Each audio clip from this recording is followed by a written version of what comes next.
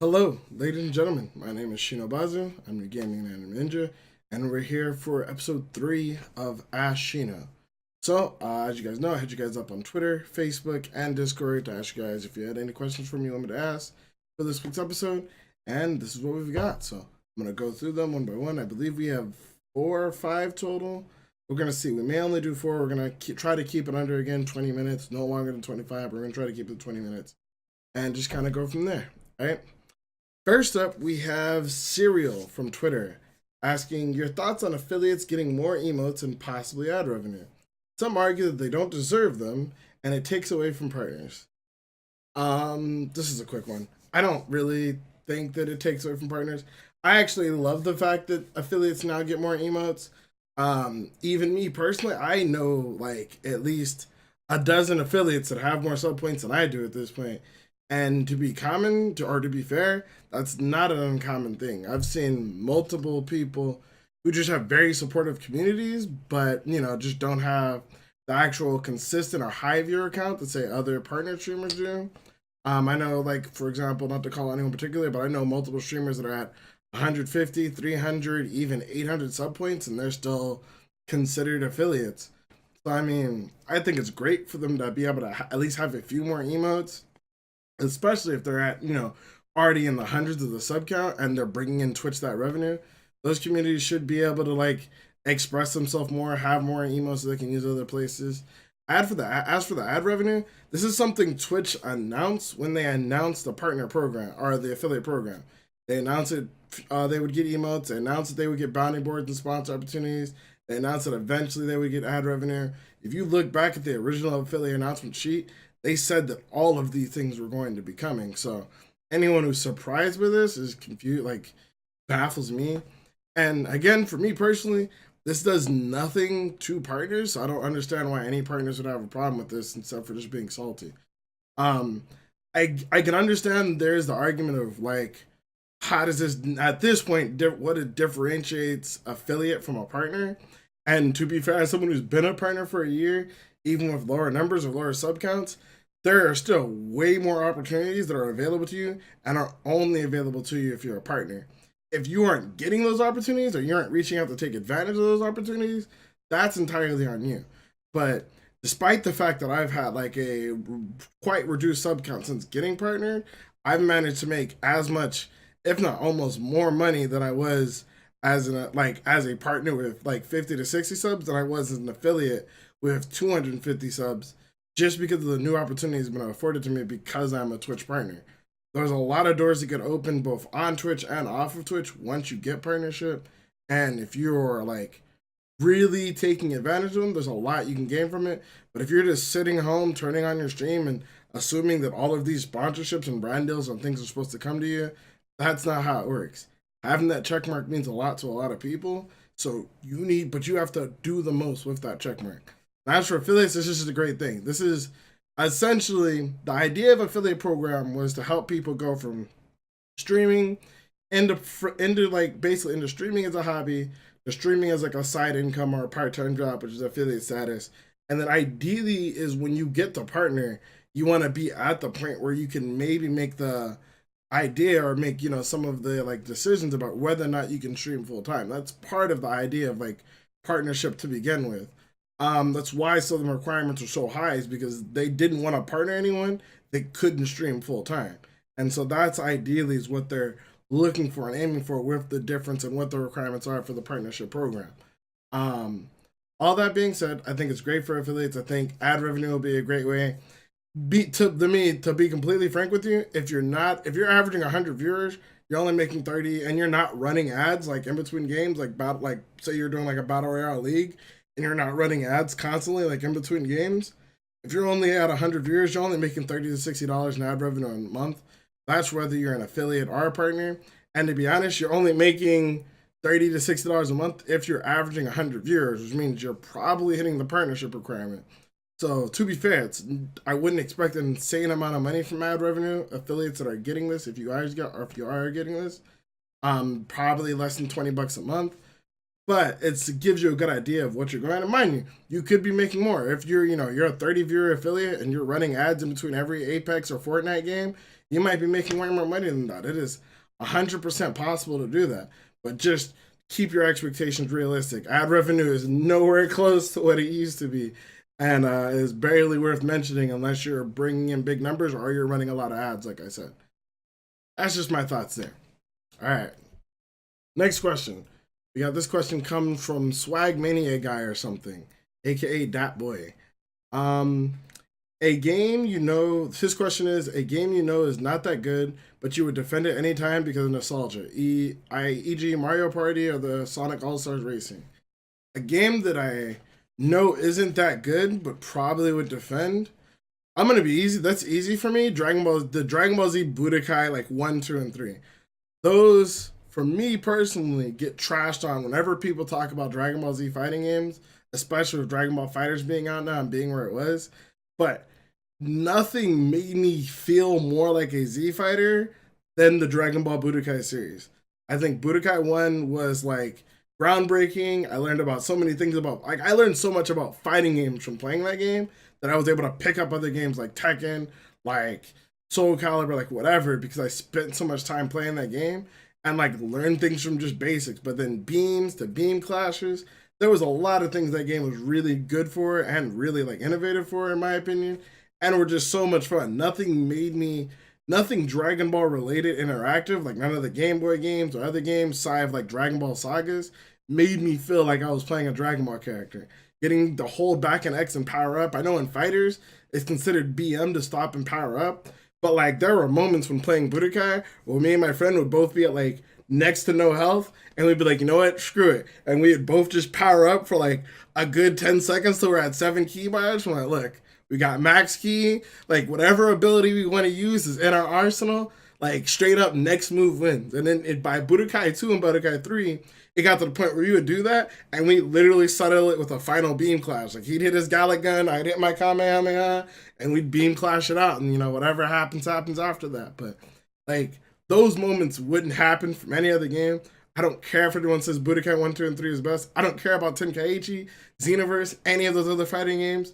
If you ever want to see me in a Dragon Ball fighting game, hands down, meet me, Dragon Ball, Budokai 3, any character, anytime, any arena, I got you. It's a wrap. Yeah, so that'd be my personal game for that, out of that question. All right, next we got a question from Kyosha. This one comes from Kyosha in Discord. Kyosha asked, I don't know if someone has already asked this or not, but how do you make it so you can play the same game without getting bored or repetitive? I tend to get over games really fast, and I see that you play the same handful of games and still have fun with them. How do you get that to happen? I think a big part of this, and a lot of people ask me all the time, like, how do I still play games like Dead by Daylight? But it's not just Dead by Daylight for me. A lot of it is I play Dead by Daylight, I play League of Legends, and I play World of Warcraft, all of which do, for the most part, involving doing some form of repetitive content.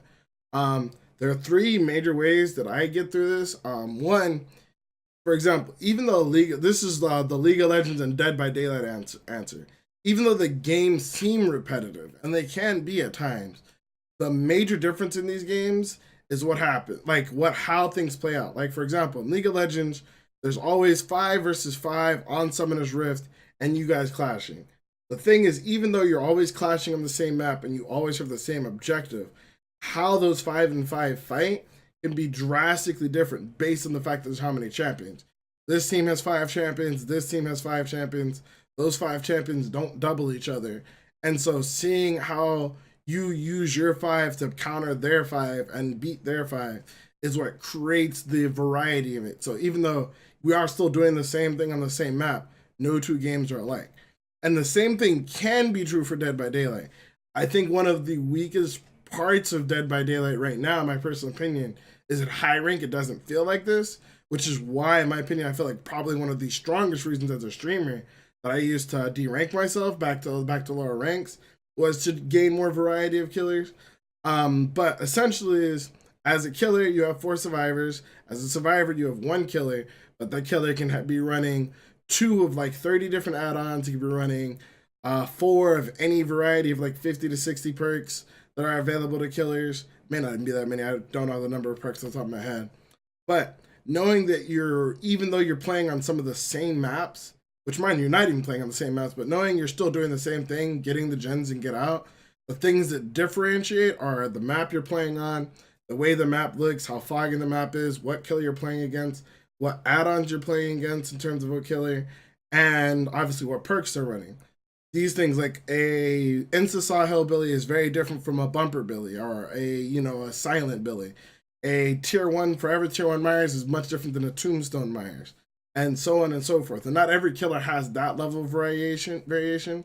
But even just being able to, one game you're playing a Myers, one day you're playing a Doctor, one game you're playing a Clown. Even though I'm still performing the same actions, how I perform those actions do change drastically based on who I'm playing against. And so that's what gives me the variety. The other thing there is also who I'm playing with. A lot of times, like, this is more of the World of Warcraft. There's a little bit of Dead by Daylight, a little bit more of the World of Warcraft route. But essentially, it's not just the game. Even though the game is repetitive, it allows me to get kind of like an ebb state or an ebb and flow state where I'm just kind of in my zen. I know what I need to do. I know what I need to accomplish. And what that allows me to do is to essentially just hang out with friends. So we'll talk about video games. We'll talk about anime. Hold on, let me do this. We'll talk about video games. We'll talk about anime. We'll talk about live streaming, Twitch, whatever. But getting in that kind of ebb and flow state allows me to just do me and enjoy the people that I'm hanging out with. And I can't do that in a lot of games. Like, for example, I like to do that in, say, like games like Fortnite or stuff like that, or Apex Legends, but you can go from having a lot of downtime in that game to being in an intense battle, and you need to be able to switch back and forth and be paying attention to make sure that you're not the one who just gets popped or you're waiting for that intense battle to come on. So having games that are really repetitive at times can help you kind of enter that ebb and flow state, help you focus on what you're, help you not have to focus on what you're doing and just focus on who you're doing, what you're doing it with, or who you're doing it with, and just having a good time that way. And that's generally how I get through those games. But I do understand what you're feeling though, Kyoto. There's a lot of games where it's hard for games to hold my attention. If you don't have a really good story outside of those few games, you don't have a really good story.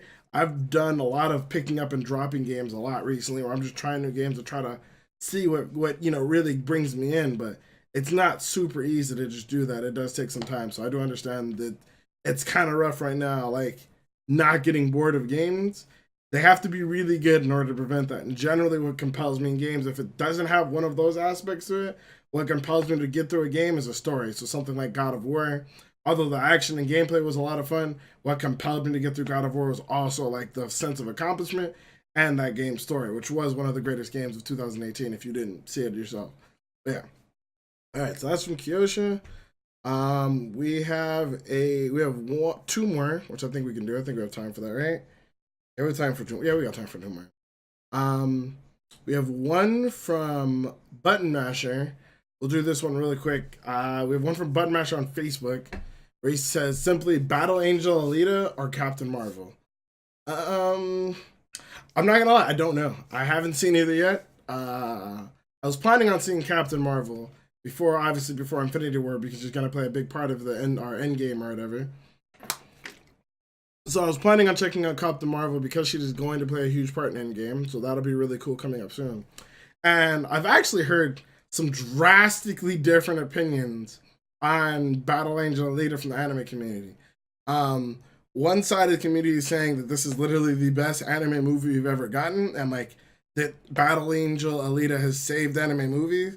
The other side of the community is legitimately saying that this is the worst anime movie ever, that it's even more horrendous than Ghost in the Shell, which baffles me that they could even make that claim. And that no one should see this movie, and it should have never, unlike Ghost in the Shell, which put us in the mainstream, Battle Angel should have never happened. So before getting too deep into either of those topics, I'm planning on checking that movie out. I may just, in the time, I know that next week Captain Marvel comes out, so what I may just do is just kind of take a little bit of time off on Friday and go watch Battle Angel on Friday, and then catch Captain Marvel the week after that, and then, maybe we'll have a discussion about it on stream and kind of go from there. But unfortunately, I can't pick either yet. I haven't seen either yet. I'm slightly excited for Battle Angel Alita, a little bit more excited for Captain Marvel from what I've seen. But, I mean, until I see each, I can't really say which is better or which is worse.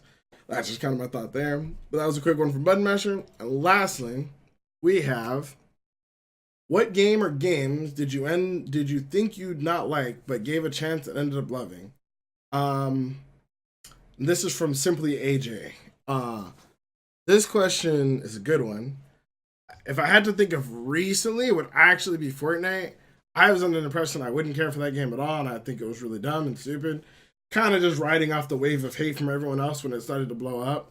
But to be completely frank and honest, I took a couple rounds. I played a couple games with some of my mods, like on stream and then off stream. Just randomly one night, we just did something new, and I actually I didn't like it at first. I'm not gonna lie, on stream. But when I played a couple games off stream just by myself to learn the mechanics of the game, and then played a bunch of games with my mods off stream, I actually began to really enjoy the game. I was coming in super late, so the building game was entirely different. I feel like if I had jumped in sooner, I may have been able to skill up with the players who are learning and not have those really bad games. But I managed to even pick up a win by myself in a solo win. And at that point, where I was like, all right, this may not be a stream game for me, but this is still going to be a game I can play and enjoy. And I really didn't think that when I first looked at Fortnite. When I first looked at it, when I first looked at it's called Fortnite Survive now or whatever the current Fortnite, Save the World. I thought it'd be cool, but I didn't really think it was gonna be my thing. When the Battle Royale dropped, I really didn't think it was gonna be my thing. I was like, I'm not really too keen on that. But after playing it, I actually really enjoyed it a lot. And the other version of this would also be Minecraft. Minecraft was something that kind of took me by surprise. I didn't really think I was gonna like or enjoy that game much at all. Just kind of seemed like Legos, or you know what I mean. It didn't really seem like you were doing anything. It seemed like a big waste of time. But then after getting to sit down and play it, and I don't even remember how I first played it or where I first played it out. I think a friend convinced me to play with them. Before I knew it, we had started playing around 8 o'clock. Before I knew it, it was 4 o'clock in the morning, and then now it's just kind of like a Zen game when I just kind of have a day off and I don't know what I want to do or don't know what I need to do. Or I just kind of I have a day where in my brain I need to do nothing in order to decompress. I just boot up Minecraft. I have a little world that I run by myself. I have a house. I've got a little farm. It's very very minimalistic because I'm still learning the game. I don't know how to build a lot of things or anything like that. I've barely made another portal just because I figured out how to make one while I was at work at Microsoft. But I and just really enjoy the game. And if you'd asked earlier me if Minecraft would be the game that I'd spend hours playing, it would just not have. I would not even imagine something like that. I was like, it's gotta have action, it's gotta have story, it's gotta be so much more than that. But it's actually a really enjoyable game and a really essentially just peaceful experience, Zen experience that I just didn't think I would appreciate and enjoy. But it has been a blast to play. So yeah, and I believe that's it. I don't think I missed anything else here. But that's going to be it for today's Ask Shino. I want to thank you guys all for submitting your questions. If you guys have any questions in the future, feel free to at me on Twitter with them and do hashtag AskShino, or before I post about recording the video, you can always reply in that particular thread on Twitter. Or you guys can ask me in the Discord, or you guys can ask me on Facebook, wherever you find me. Or you can even post them in the comments below of this video right here. Either way, I want to thank you guys so much for watching. Until next time, my name is Shino. You get me, I'm a ninja. Love you guys. See you later. Deuces.